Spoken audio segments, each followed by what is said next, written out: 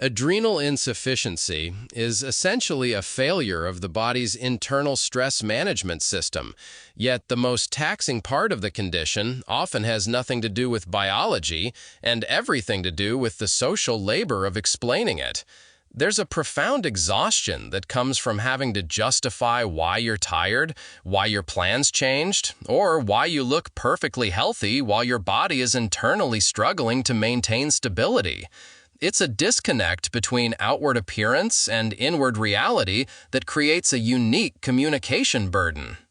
That disconnect is the central theme of a recent piece from My Adrenal Life, which argues that managing other people's understanding of the condition can be just as draining as managing the hormones themselves. When we talk about adrenal insufficiency, whether it's primary, secondary, tertiary, or iatrogenic, we're talking about a lack of cortisol. Cortisol isn't just a stress hormone in the way lifestyle magazines use the term. It's a vital regulator for blood pressure, blood sugar, and the immune response.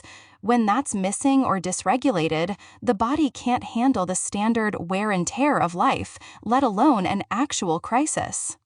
And the article points out that because the symptoms, like cognitive fog, physical weakness, and delayed recovery, are largely invisible, patients feel this constant pressure to translate their experience into something understandable for others. But why is it that we feel we have to provide a full medical dissertation every time we cancel a lunch date? Why can't we just say, "I can't make it," and leave it at that? It stems from a fear of being perceived as unreliable or even lazy. Because the condition is fluctuating, meaning you might be functional on Monday but bedbound on Tuesday, people around you see the good day and assume that's your baseline.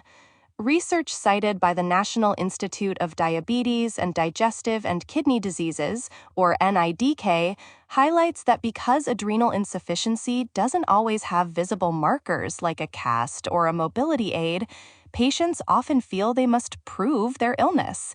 The My Adrenal Life piece notes that over-explaining is frequently a defense mechanism against judgment. So, if the goal is to stop this cycle of over-explanation, we have to address the emotional bandwidth that consumes. The article suggests that communication itself is a form of energy expenditure. If you only have a certain amount of spoons or energy units for the day, and you spend half of them explaining why you don't have enough to go to work, you're actively making your physical state worse. It's a paradox where seeking support actually depletes the person needing it. Exactly. And the article introduces a really important concept: low-energy communication. It's the idea that you can be honest without being exhaustive. For instance, instead of explaining the mechanics of the HPA axis or your recent dosage adjustments, you might say, "I have a condition that affects my stress response, and today is a lower capacity day." It shifts the focus from the medical cause to the functional reality.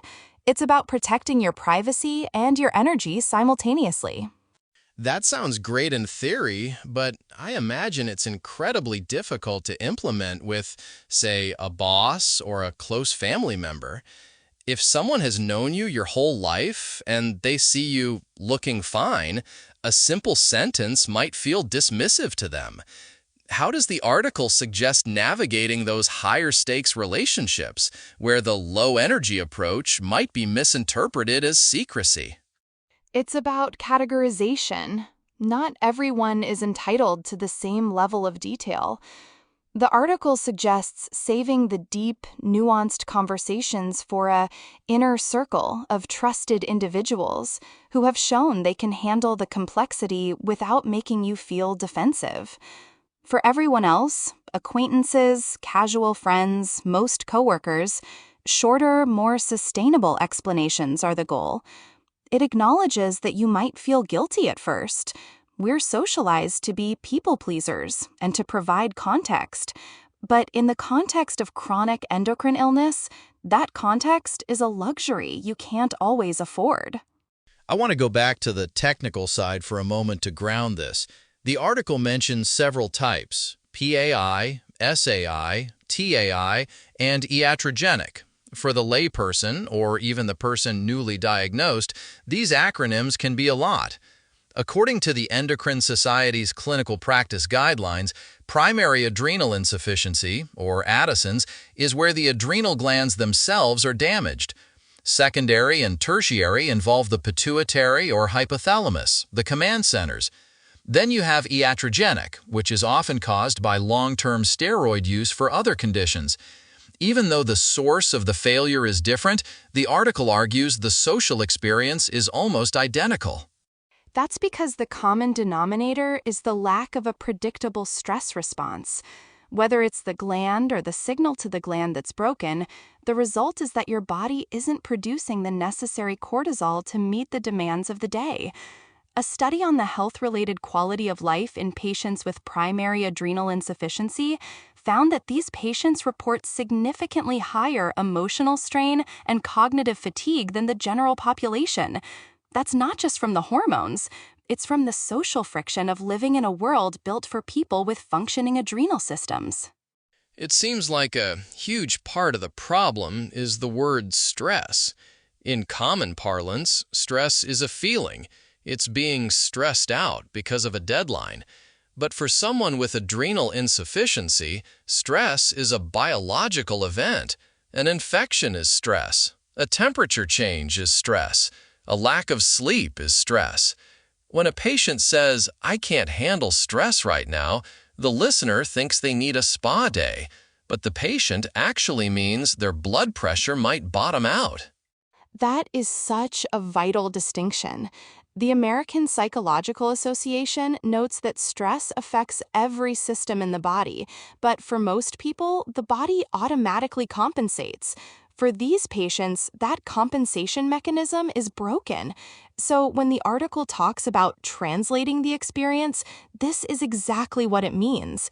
You are trying to explain a biological deficit using a vocabulary that most people only use to describe their mood.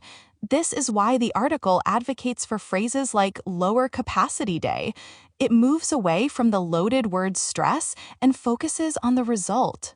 There's also the believability factor. You mentioned earlier that people feel the need to appear consistent to be believed. I've noticed this in other invisible illnesses too. The idea that if you can go to a wedding on Saturday, you must be cured, or you were lying about being sick on Friday. But adrenal insufficiency is inherently inconsistent. The article mentions that a person might function well one day and struggle the next after overexertion. This is often called a crash or delayed recovery. And that recovery isn't just feeling tired. It's a systemic failure to return to homeostasis.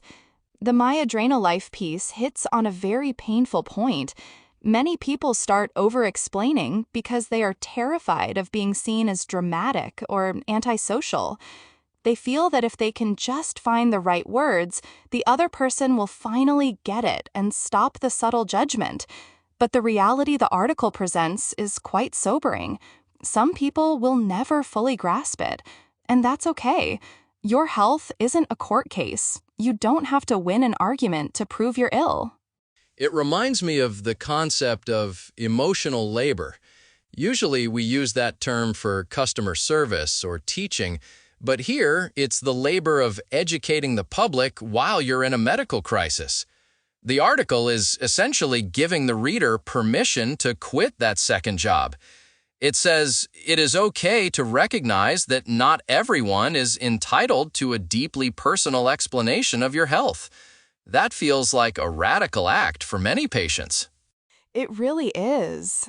It's a shift from being a patient educator to being a self-protector. And let's look at the consequences of not doing this.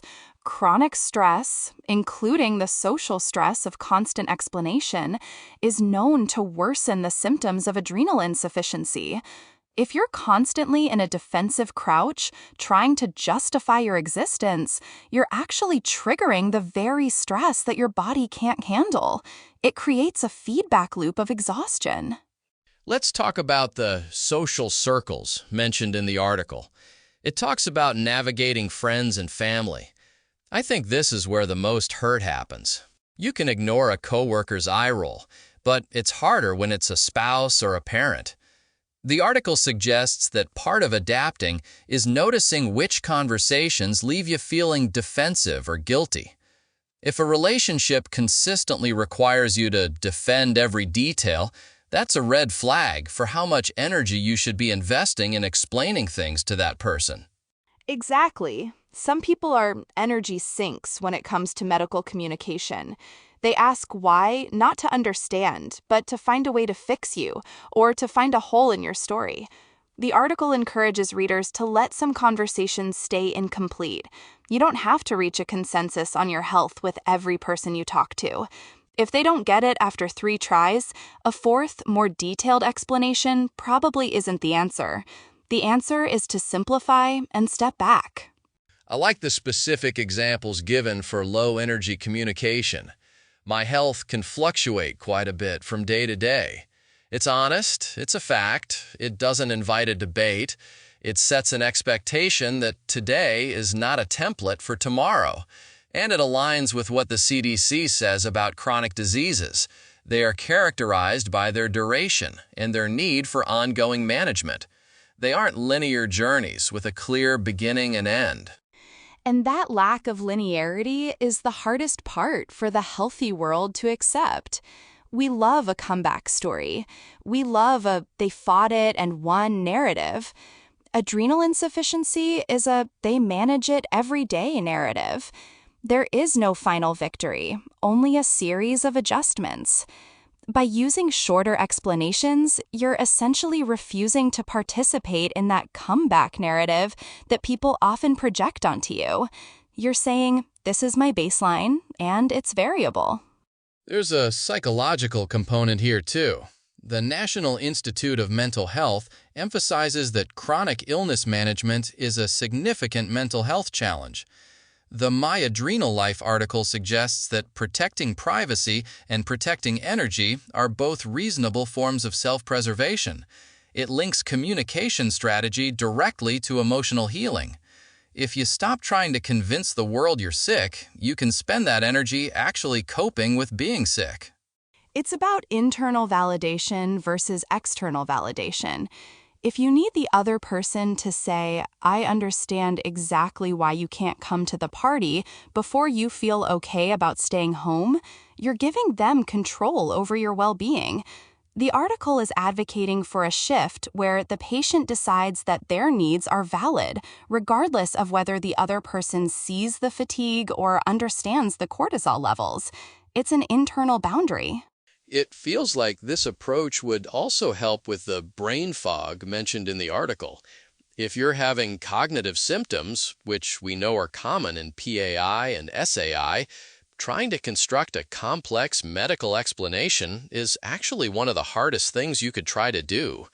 You're trying to perform a high-level cognitive task while your brain is effectively running on low battery. Low-energy communication is almost like a safe mode for your social life. That's a perfect analogy. And safe mode is a survival tool. It's not a lack of transparency. It's an optimization of resources. The article even notes that for some, this shift might feel like they're being dishonest. But it clarifies that being honest and explaining everything are 2 different things. You can be 100% honest by saying, I'm not up for this today, without providing the lab results to prove it. The article closes by saying that learning when to explain, when to simplify, and when to step back isn't a weakness. It's part of navigating the condition sustainably. It's a long-game strategy. Adrenal insufficiency isn't a sprint. If you burn out your social and emotional energy in the first year by over-explaining to everyone, you won't have the resilience needed for the decades of management ahead. It really comes down to the idea that you are not responsible for making every person fully understand what it feels like to live inside your body. That is an impossible task, even for people without chronic illness. Invisible illness just makes that impossibility more visible. The quiet strength found in recognizing that your boundaries matter, even when they aren't seen, is perhaps the most important takeaway for anyone in this position. It's a powerful reminder that while the cortisol might be missing, the agency doesn't have to be. You can't control your adrenal glands, but you can control how much of yourself you give away in conversation. Managing the social landscape is a skill that takes time to develop, and it's okay if that balance changes from day to day, just like the symptoms do. And for those who want to learn more, resources like the American Psychological Association and the NIDDK provide excellent frameworks for understanding how these endocrine conditions ripple out into every facet of life. But for the day-to-day, the My Adrenal Life article offers a very practical, very human roadmap for just existing without the constant need for a footnote. It's about giving yourself the grace to be understood on your own terms, or even to remain a bit of a mystery, if that's what saves your health. It's a perspective that really changes the invisible part of invisible illness from a curse into a boundary you can actually use for your own protection. If you know someone who is navigating a chronic condition, or if you're finding yourself exhausted by the labor of being understood, consider sharing this perspective with them.